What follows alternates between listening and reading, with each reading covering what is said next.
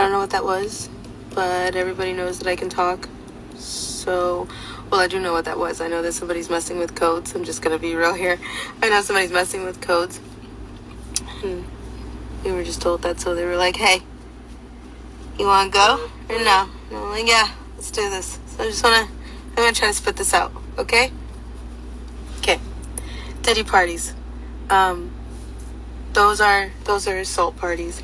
And I was one of the kids that was one of the party favors. And a party favors means that you're set on top of a table and you're used as a toy for anybody who comes across the table or who wants to party at a certain time of night when the music stops and then the DJ starts flashing all these lights and they close the doors, and then everybody turns into like a frenzy and starts going into a crazed animal-like demonic state, and you have no idea what's going on. And yes, there was a time where I was just like completely don't give a shit because it happened, and I was the type of kid that thought that, you know, you're in the presence of royalty and they make it seem like you're in the presence of Hollywood, so you should be honored and you should be appreciating that you're there. And I was that person. I totally acted like that. I was like, oh, it's fine, you know, it really doesn't matter. But then it really did matter when my pimp was like, he had rules. He had lots of rules, and it was more money. And if you know the difference between a pimp, a John, and a trafficker, the trafficker is the supplier, but the pimp is collecting the money, and the John is doing the buying. So if the pimp is saying that full house, actual, full-blown sex is...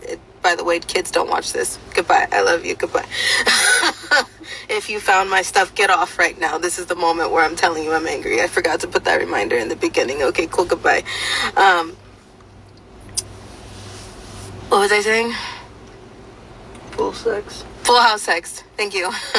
If the pimp paid for,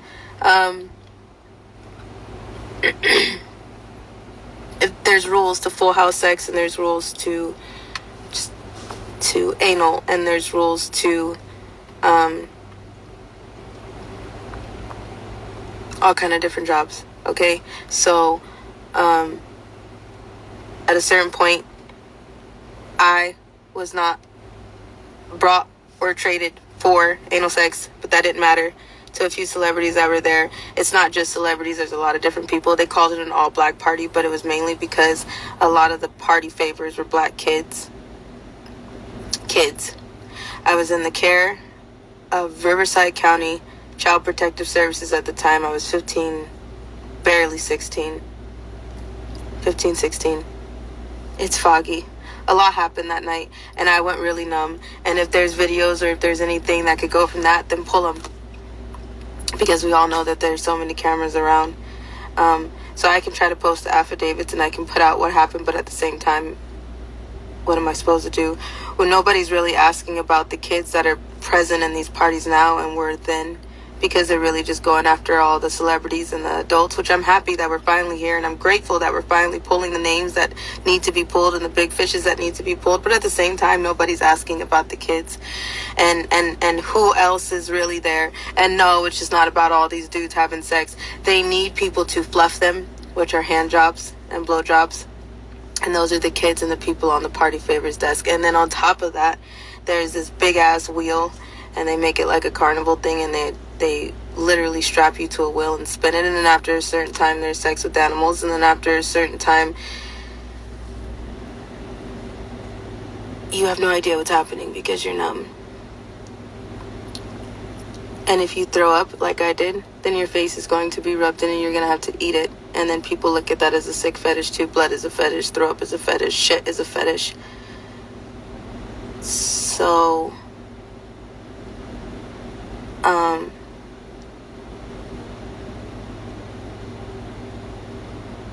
I have DID, and I went numb after a while. There's a reason for all of my splits, but I just went numb after a minute.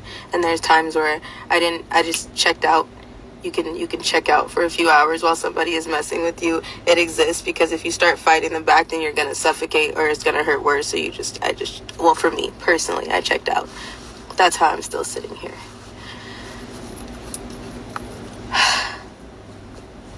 So yeah.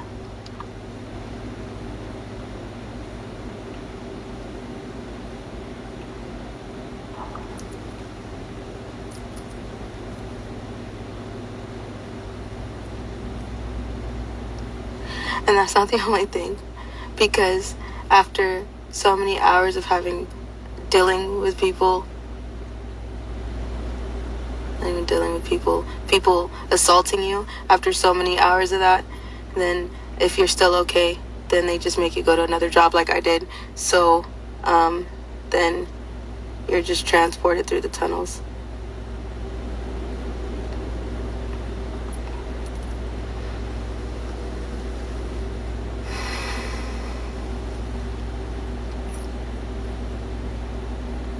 Yeah. You don't live in the world you think you do.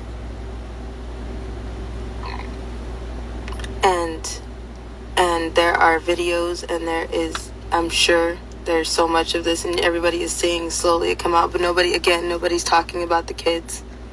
I don't want to open my phone and realize that somebody posted a video of me as a child, and there was times where, because I was on so much ecstasy and so much drugs, that I was laughing. Because I wanted people to think that I was okay, so they didn't kill me.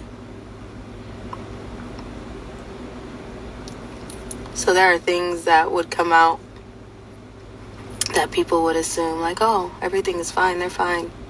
No, I was 15, 16. I was a kid, and there were kids younger than me, and there are still kids younger than me, and CPS supplies a lot of these children. Let's just not be around the bush about this. CPS supplies a lot of these kids, because they don't look for them.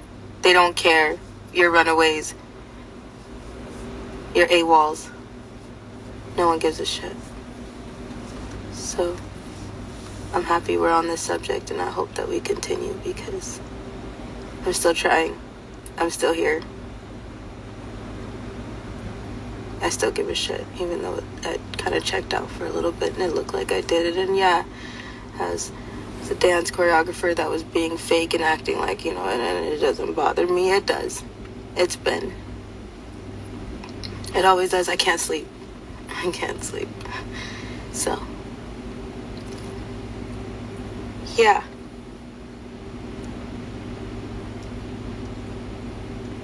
You'll never,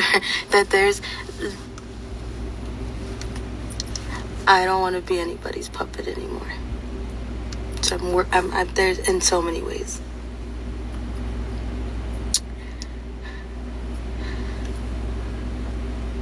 So yeah. Yep. Yeah. I'll be back tomorrow. Cool. Okay. Thanks.